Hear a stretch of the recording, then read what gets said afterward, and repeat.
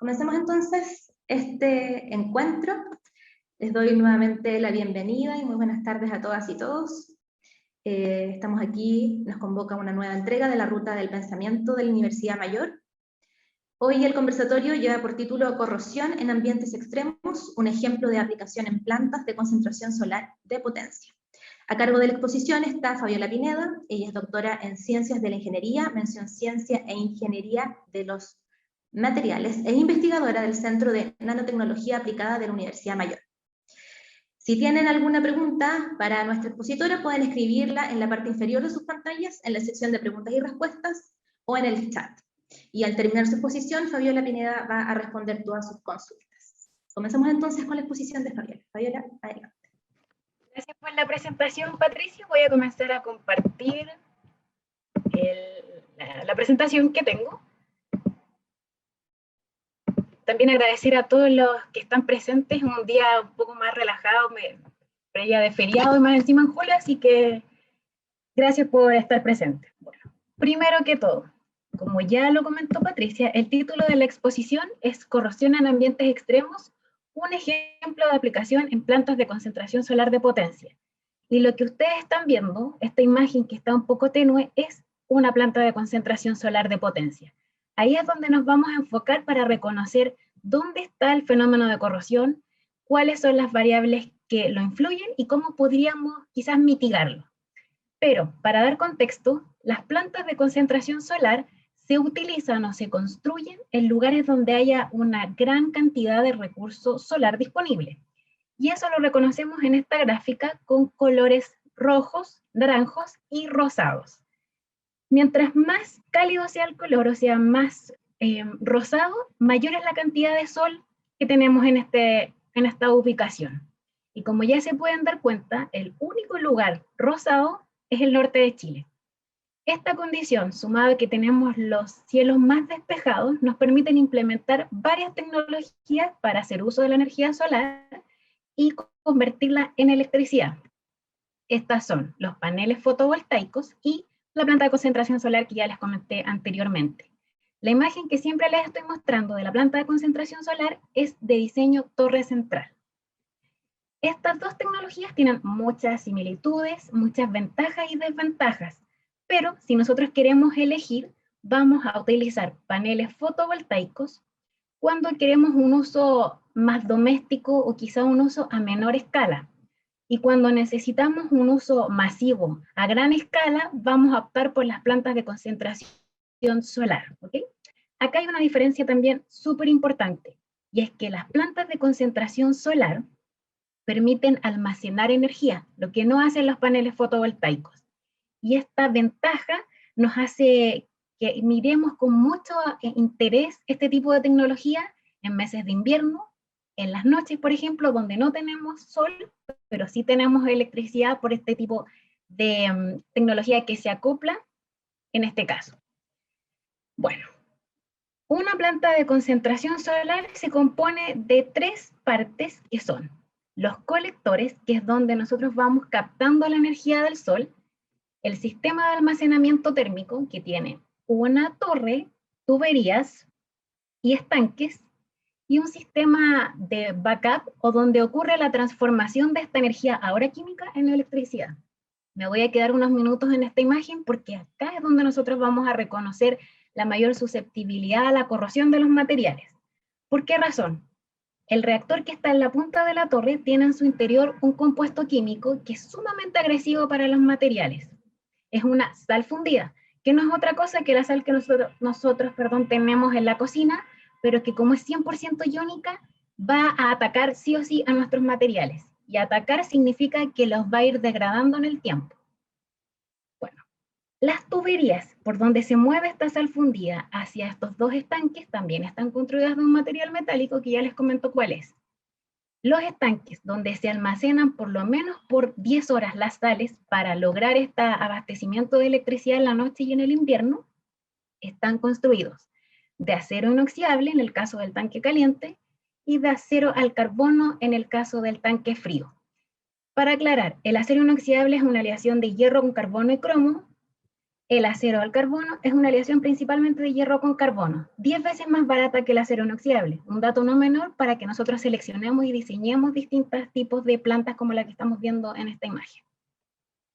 Bueno, el sistema, les decía, de backup, donde la transformación de la energía química se convierte en electricidad.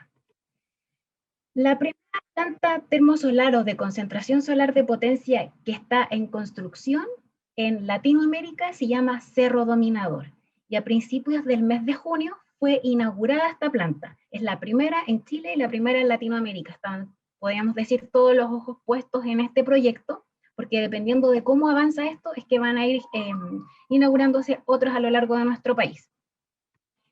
Si ustedes visitan la página de Cerro Dominador, se van a encontrar con imágenes súper bonitas, súper atrayentes, y con quizás nombres bastante marketeables, por decirlo de alguna forma, como la que ustedes ven acá, donde se menciona que esto es una torre imperturbable. Y no es solo que apunta al marketing este nombre, sino que al desempeño de los materiales, porque la torre, las tuberías, los estanques y los colectores deben permanecer inalterables por lo menos 25 años. No puede pasar acá nada, ningún error, ninguna falla, porque si no significa que vamos a tener que paralizar las actividades. Y acá va a ser un problema tremendo. ¿Por qué? Porque si la sal que se ve así en estado sólido, si llega a solidificar, por ejemplo, en las tuberías, que son las que están dentro de la torre o dentro del estanque, se van a agrietar estos materiales y la van a filtrar la sal, me refiero, y esto va a ser un problema ecológico súper terrible. Entonces, tenemos que saber cómo se comportan los materiales en estos ambientes extremos, que son muy corrosivos por este compuesto químico y a muy alta temperatura. Entonces, cabe la pena preguntarse, ¿podemos o es posible monitorear el desempeño de los materiales seleccionados en esta planta, que es nuestro ejemplo más cercano? En particular, queremos saber si se puede hacer un seguimiento de la corrosión. Y antes de decir si sí o no, tenemos que recordar qué es la corrosión. Y como ustedes ya lo pueden leer acá, es una reacción irreversible y espontánea de un material con su entorno que da como resultado la disolución de él o de sus componentes. O sea, lo que están viendo acá, que se pierde material en el tiempo. Y este pictograma yo lo uso en todas las diapositivas para reforzar que la corrosión es eso, la pérdida del material. Aquí quiero que queden bien grabadas estas palabras: irreversible, espontáneo y disolución del material, ¿ya? Porque las tuberías y los estanques metálicos que fueron seleccionados para este proyecto Cerro Dominador y para los que vienen a continuación tienen un espesor determinado, son 2,5 centímetros, y lo que nosotros buscamos, los corrosionistas, es determinar cuál es la tasa o la velocidad de la corrosión, o dicho en palabras más simples, de consumo de ese material en el tiempo, para confirmar que ese espesor es suficiente de aquí a 25 años. ¿Cómo se vería un esquema del proceso de corrosión en estas tuberías o en estos estanques? Como ustedes lo están mirando ya acá. La corrosión involucra una reacción de reducción y una reacción de oxidación, que generan un producto de corrosión, que esto es proporcional, directamente proporcional a lo que se va consumiendo de nuestro metal base. Este producto de corrosión, en este caso en particular, es un óxido de hierro 2. Entonces, a medida que se va consumiendo el material, vamos viendo este producto de corrosión. Otro sinónimo es un óxido. Entonces, ¿podríamos monitorear el proceso de corrosión en la planta que ya está operativa, Cerro Dominador? Y lamentablemente la respuesta es no. La razón, ustedes ya las pueden leer acá. Lo que nos interesa a nosotros, los metales, están aislados para que no hayan pérdidas térmicas. Por lo tanto, es un poco complejo, bastante complejo llegar a ellos. Los dispositivos que nosotros podemos usar en terreno solo pueden detectar defectos de tamaño considerable. El error también asociado es muy grande, por lo tanto, todas estas técnicas lo que hacen es solo decirnos cuando ya la falla está iniciada y no podríamos detenerla. Entonces, lo que tenemos que hacer es análisis en laboratorio. Tomar estas piezas, replicar estas condiciones en laboratorio y hacer el monitoreo mediante una familia de técnicas que puede ser las 3 primeras, que se llaman gravimétricas, y que buscan determinar la velocidad del proceso de corrosión en función de cómo cambia la masa antes y después de exponerla a estos medios agresivos, o mediante técnicas electroquímicas. que son un poco más complejas de entender, de interpretar y más costosas de implementar en el laboratorio.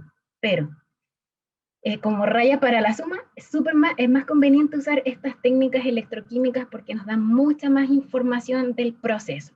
En mi caso en particular, uso la espectroscopía de impedancia electroquímica, que les comento muy en simple en qué consiste. El sistema que queremos estudiar, por ejemplo, el acero al carbono de los estanques fríos o el acero inoxidable de los estanques calientes en contacto con este ambiente corrosivo, a este sistema se le impone una señal de potencial y nosotros registramos la respuesta a esta imposición, que sería la corriente. La relación entre el potencial y la corriente en este tipo de materiales es una resistencia no ideal que se llama impedancia. Y estas dos señales de entrada y salida pueden estar en fase o desfasadas. Este gráfico lo podemos escribir con ecuaciones matemáticas que son las que ustedes ven acá, que no voy a detallar, pero que si tienen el interés de saber más, me pueden escribir y lo conversamos. Y reescribiendo estas ecuaciones, llegamos a la que está acá destacada, y quiero que se queden con la información que hay una parte real y una parte imaginaria, números complejos. O sea, podemos nosotros graficar el resultado de la perturbación de este sistema en un conjunto de gráficos que ustedes ya pueden estar viendo en la pantalla. Los gráficos de Nyquist, que son el superior, y los gráficos de Bode, que son el inferior. Se ven complejos, pero en realidad no lo son tanto, sino que acá nosotros tenemos que fijarnos en cuál es la forma de la señal. Si hay un semicírculo, si es positivo, o sea, si está sobre cero, si es negativo, si hay uno o más de un semicírculo. Si tenemos asíntotas, si tenemos pendientes, si tenemos estos cerritos, y cuántos de ellos hay. Entonces, sabiendo que en cerro dominador se usa un acero al carbono y un acero inoxidable, nosotros hicimos estos experimentos en laboratorio, obtuvimos estos gráficos de Nyquist y nos enfocamos en hacerle zoom para determinar qué información nos daban estos gráficos. Encontramos estos semicírculos, estas especies de diagonales, y con esto pudimos ir diferenciando los productos de corrosión en estos dos materiales, que para los que saben un poquito de aceros, podrían esperar que en el caso del acero al carbono, lo que ustedes ven a su izquierda, el producto de corrosión fuera poroso, fuera no adherente, no fuera protector en el fondo. Y en el caso del acero inoxidable, todo lo contrario, fuera compacto, adherente y que le otorgara pasividad al material. Estas son palabras súper recurrentes en ciencias materiales y en metalurgia. Bueno, y siguiendo con el análisis de estos gráficos de impedancia, muy cualitativamente y superficialmente, porque son bien complejos, les comento que hay que hacer análisis a izquierda del gráfico, acá donde está destacado en rojo, en la zona media y también en la zona de la derecha. ¿Por qué razón? Principalmente acá nos interesa saber cuál es el valor, porque esto es directamente proporcional a la velocidad de la corrosión. Mientras más alto es el número, más resistente es el material a ese ambiente. Y acá si se fijan, el gráfico inferior, que es del acero inoxidable, nos entrega valores más altos que el del caso del acero al carbono. O sea, este material permanece inalterable o se afecta muy poco ante esta condición extrema, que es alta temperatura y ambiente muy agresivo. Haciendo análisis de estos cerritos que les comenté antes, podemos determinar si hay uno o dos procesos asociados al mecanismo de corrosión, o sea, si hay una reacción química que genera un intermediario o si hay dos, así sucesivamente. Y como esto quizás suena muy teórico, hay que hacer un análisis complementario para mirar qué está pasando en la superficie. Arriba ustedes ven las imágenes de lo que pasa con el acero al carbono y abajo con el acero inoxidable. Claramente vemos que hay un depósito en la superficie del acero al carbono, lo que llamábamos en las otras diapositivas producto de corrosión, ¿cierto? Es súper reconocible, hay una geometría acá característica que está presente en todos los tiempos de exposición. Y si lo vemos, significa que el material se está disolviendo.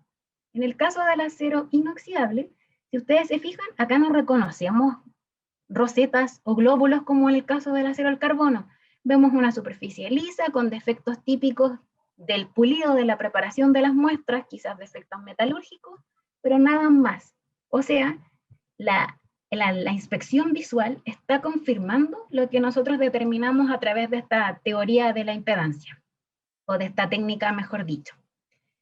Para complementar aún más este análisis o este estudio es que hicimos una medición de cómo varía la composición química en estos dos materiales a medida que avanzamos por los productos de corrosión y llegamos hasta el material base. Quizás esto suena un poco complejo, pero básicamente acá nosotros determinamos cuál es el espesor de estos productos de corrosión, que lo leemos en el eje Y. Fíjense acá que la escala está en micrómetros, mientras que en el acero inoxidable está en nanómetros, o sea, es mucho más delgado el producto de corrosión en el acero inoxidable versus el del acero al carbono. O sea, es consistente este análisis con lo que determinábamos por impedancia. Con toda esta información, que suena un poco en chino quizás podría ser, es que construí este esquema que describe cuáles son las reacciones químicas involucradas en este proceso de corrosión, porque tenemos que tener claro eso, cuál es el agente que corroe y qué es lo que se está corroyendo. ¿Quién corroe? La sal fundida. ¿Quién se corroe? El acero, que está compuesto por hierro. ¿Cuál es el espesor de los productos de corrosión que nos da información de la tasa de consumo del material? Está acá entre 130 y 2100 nanómetros. Súper grande este valor, o sea, se está consumiendo a una velocidad muy alta el material. Y bueno, para resumir, lo que pasa en el tiempo, los productos de corrosión se van generando de una manera muy imperfecta en la superficie, como lo ven ustedes acá con esta representación de una película en negro.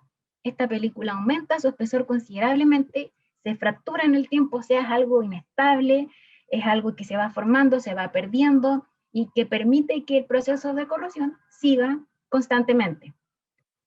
En el caso del acero inoxidable, que por si acaso se puede decir también como AISI 304L, es el nombre técnico, las reacciones de reducción y de oxidación, o sea, las reacciones químicas del proceso de corrosión, son las que ustedes están viendo acá.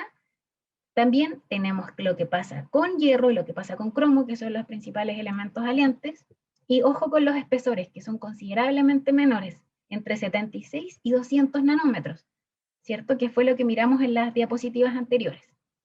¿Cómo haríamos este esquema? El acero en contacto con la sal fundida, que es el amarillo, y el producto de corrosión muy delgado, con muy pocos defectos, que si actuaban inicialmente como canales de percolación, a medida que avanza el tiempo se van cerrando y esto va ofreciendo protección en el tiempo. ¿Recuerdan la pregunta que nos hicimos hace unos minutos atrás, si era posible monitorear el desempeño de los materiales? Sí, la respuesta es sí, lo podemos hacer, podemos monitorear lo que pasa cada minuto con los materiales, pero en el laboratorio con este conjunto de técnicas que yo les acabo de comentar. Ahora, recuerdan también que dije que la corrosión era un proceso espontáneo y un proceso irreversible, o sea, tenemos que convivir con este fenómeno. Pero como no queremos que sea tan importante ni que paralice las actividades de esta planta, ¿podemos reducir su efecto? Y la respuesta es sí, me anticipé. Tenemos 3 estrategias posibles de abordar. La primera es modificar el medio corrosivo, que en este caso es la sal fundida, agregando, por ejemplo, un inhibidor de la corrosión, que en esta figura es esta estructura con una cabeza polar y una cabeza apolar, perdón, un cuerpo apolar, que se dispone en la superficie actuando como una especie de película que impide que exista un contacto tan directo entre el medio agresivo y el material que nosotros queremos que permanezca en el tiempo. Otra estrategia de mitigación es separar el medio corrosivo del material, o sea, imponer algo en la interfase o superficie, aislando el contacto entre estos dos materiales. Y acá podemos usar una película, por ejemplo. De hecho, eso fue lo que se usó en este trabajo. Acá a la izquierda tenemos un acero al carbono con una película de aluminio que, si se fijan, sin ella se ve bastante el daño, pero con la película casi no se observa generación de producto de corrosión, que sería como toda esta superficie irregular y rojiza. Esto para el acero al carbono, que es el que más se afecta. En el caso de un acero inoxidable no hay una diferencia significativa, o sea que podemos concluir de esto que no es decisivo usar recubrimientos en este caso para los aceros inoxidables. ¿Por qué lo tuvieron que probar? Porque, como les comentaba al inicio, el acero inoxidable es 10 veces más caro que el acero al carbono. Entonces tenemos que pensar qué nos conviene más, usar un acero al carbono con una película o usar un acero inoxidable que es 10 veces más caro que el acero al carbono. Tenemos ahí que hacer ese estudio también de factibilidad económica. Y la otra estrategia de mitigación es generar, modificar o crear nuevos materiales que sean más resistentes a la corrosión. Y en este caso yo trabajé con materiales que generan una bicapa para asegurarnos que la superficie nunca quede expuesta al medio agresivo. Entonces tenemos dos barreras acá que pueden generarse de una manera bastante ordenada, como lo ven ustedes en esta imagen, o más irregular, como lo ven en la imagen de la izquierda. Acá vemos de qué están compuestas estas bicapas: cromo, aluminio, hierro y oxígeno, y actúan como películas naturales anticorrosivas en estos ambientes extremos. Entonces, ¿podemos reducir el efecto de la corrosión en estos materiales? Podemos, con algunas de estas tres estrategias que yo les comenté. ¿Cuál es más eficiente? La siguiente pregunta. Hay muchos desafíos pendientes. Todavía no hay evidencia de cuál es la estrategia más eficiente para usar en estos ambientes extremos. Entonces, los desafíos pendientes incluyen probar estas estrategias de mitigación para determinar cuál nos conviene utilizar, determinar los valores de las tasas de corrosión o velocidades de corrosión en estos contextos y con nuevas mezclas de sales. Esto en el corto plazo. En el mediano plazo, también el desafío pendiente es determinar si estas fallas por corrosión se combinan y potencian con otro tipo de fenómenos que también se identifican en las plantas, como por ejemplo la solicitación mecánica de los materiales, que es cuando nosotros los sometemos a una tensión, una compresión, una fatiga, etc. Y más a largo plazo el desafío es desarrollar un protocolo, aquí me faltó la O, o un dispositivo que nos permita hacer monitoreo en la planta, no llevar al laboratorio la investigación, sino que ir nosotros allá para estar en las condiciones reales de operación de este tipo de tecnologías. Ya para finalizar, agradecer a todos los proyectos que de alguna u otra forma contribuyeron al financiamiento de esta investigación y a todos los presentes. Así que muchas gracias. Voy a dejar de compartir en caso de que hayan preguntas. Muchas gracias, Fabiola, por tu exposición. Reiteramos a los asistentes que pueden hacer sus preguntas, que las pueden escribir ahí en la parte de preguntas y respuestas y también en el chat. Mientras recibimos sus preguntas, no sé si tú, Fabiola, nos puedes contar si es que ¿hay alguna otra planta de concentración solar de potencia en un ambiente similar así al desierto de Atacama en otra parte del mundo? No sé si existe algún tipo de evidencia que arroje eso. Hay varias plantas operativas ya en el mundo. Voy a quizás compartir nuevamente la presentación para mostrar con esta imagen. Acá. Bueno, vuelvo a la diapositiva de inmediato que les quiero mostrar, que es la inicial. Con esta imagen nosotros podemos identificar dónde existe una abundancia, por decirlo de alguna forma, del recurso solar, y es en esas zonas donde ya hay plantas operativas.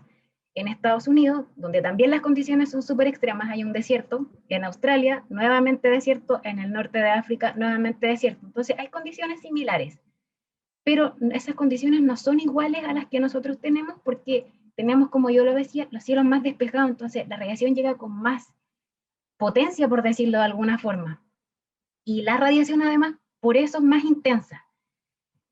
Ahora, esta planta es muy novedosa, tiene condiciones muy nuevas para su operación, por lo tanto las condiciones son más extremas que en otros casos como en Estados Unidos o en el norte de África. Así que otra condición igual no hay. ¿Condiciones parecidas? Sí. ¿Tan extremas? No lo creo. O sea que cualquier otro tipo de resultado quizá o evidencia que dejen estas otras plantas no puede ser usada tampoco, por ejemplo, en esta, como tú comentabas, el tema de tener antecedentes respecto a la corrosión quizá. Sí, nos dan una idea, porque son primos, por decirlo así, estas tecnologías en los distintos países, así que sí nos dan una idea, pero siempre es mejor tratar de probarlo en las condiciones reales. Por eso yo decía que el desafío final es desarrollar un protocolo, un dispositivo que nos permita medir en cerro dominador, por ejemplo, para ir dando datos en tiempo real de lo que ocurre con el material, porque entre que yo monto el experimento en el laboratorio e informo pasa un tiempo importante que quizás es súper crítico para el desempeño de los materiales. Entonces, nos da cuenta de lo que pasa, pero no es exactamente lo mismo lo que ocurre en las otras plantas. Perfecto, Fabiola. Aquí Carolina Guerra nos escribe y nos agradece por tu presentación. Dice que es muy interesante también lo que nos estás contando, porque claramente de pronto uno desconoce muy bien los detalles de lo que significa tener una planta de este tipo en el país. Y no sé si, por lo mismo que tú dices, Fabiola, es importante quizá entender que podemos estar generando quizá información y antecedentes para plantas futuras quizá también. No sé cómo es ese tema. Exactamente, hay otras plantas que están en vista de ser construidas también en la zona norte de nuestro país, así que todos estos datos que genere yo, que generan otros grupos que tienen que ver con investigación en el tema, son útiles para hacer la selección de los materiales. Así que es un tema súper interesante, es un tema es multidisciplinario, así que la invitación es que ingenieros, científicos y toda la comunidad se involucre para que podamos robustecer todo lo que tenga que ver con este tema. ¿Y cuál es el apoyo que se tiene, Fabiola, en cuanto a este tipo de tecnologías, este tipo de plantas que se puedan también echar a andar acá en Chile? ¿Qué tanta Bueno, importancia se les da? esta es la primera planta que se inaugura y fue bastante tortuoso el camino para que se inaugurara. Entonces yo creo que con todas estas experiencias adquiridas se puede optimizar el proceso de construcción y puesta en marcha de las próximas plantas. Ahora, el apoyo para estas plantas es principalmente privado y extranjero. Por otro lado, el apoyo a la investigación es nacional, pero no hay mucha gente que trabaje en el tema. Hay grupos en Antofagasta, grupos en Santiago, grupos en Temuco, si no me equivoco, pero no son muchos. Y podría ser bueno que se incluyera más gente en esto porque vamos a tener muy pronto muchas plantas en operación y necesitamos generar gente experta y datos, en el fondo. Perfecto. Fabiola, aquí Andrés Ramírez hace una pregunta. Dice: estimada Fabiola, muchas gracias por tu presentación. Él dice: en la actualidad conocemos dos tipos de energía renovables como solar y eólica. ¿Este tipo llegaría a ser un complemento de estas o se convertirá en la principal fuente de energía renovable de nuestro país? Buena pregunta. Yo creo que dependiendo de la zona, por ejemplo, en el caso del norte, esta va a ser la principal fuente de generación de electricidad proveniente del sol. Pero la energía eólica, de todas formas, también es súper importante. También Chile tiene potencial para implementar energía mareomotriz, así que tenemos muchas oportunidades de generar electricidad a partir de recursos naturales. ¿Cuál va a ser más importante? No sé si puedo dar la respuesta ahora porque creo que necesitamos que pase un poco el tiempo, pero sin duda que la energía solar podría sonar como una de las principales. O sea, teniendo también un territorio tan apto para ese tipo de energías renovables. Sí. Bueno, Fabiola, no sé si te gustaría también agregar algo más en cuanto a lo que tú consideres que es importante también tener en cuenta frente a estas nuevas tecnologías, esta novedad que tenemos también, como dices tú, que es clave igual, teniendo la oportunidad de contar con este tipo de plantas en Chile.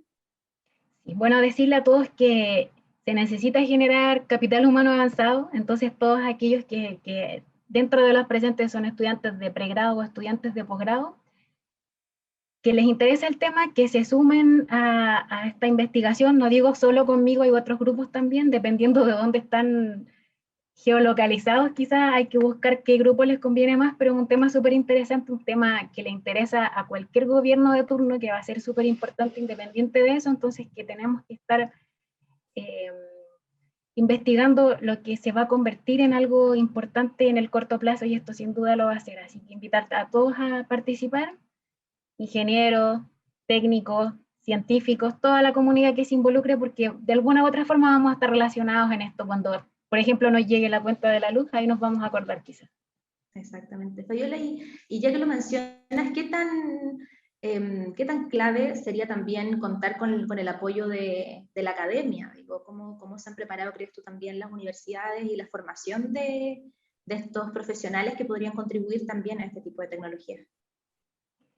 Es súper importante que la academia sea parte de este proceso, porque de algún lado tienen que salir estas personas que sean expertas en el tema, no todos podemos quizás tomar la opción de ir a capacitarnos al extranjero, entonces si lo podemos hacer a nivel local y donde tenemos la tecnología, sería súper bueno que quizás en las universidades empiecen a haber programas que tengan que ver con energía, con corrosión, con ciencia de materiales. Algunos de estos son cubiertos por algunas universidades, pero no es tan masivo como lo imaginamos, así que decir que a pesar de que uno, por ejemplo, estudia una carrera, puede involucrarse con un tema que quizás no tiene una relación directa, pero que desde el punto de vista de la formación que uno tiene, igual puede aportar para generar nuevo conocimiento. En mi caso, por ejemplo, yo soy químico y tengo un doctorado en metalurgia, por decirlo así, o en resumido, así que no soy ingeniera como tal, pero igual me involucro en este tema, eso quería transmitir.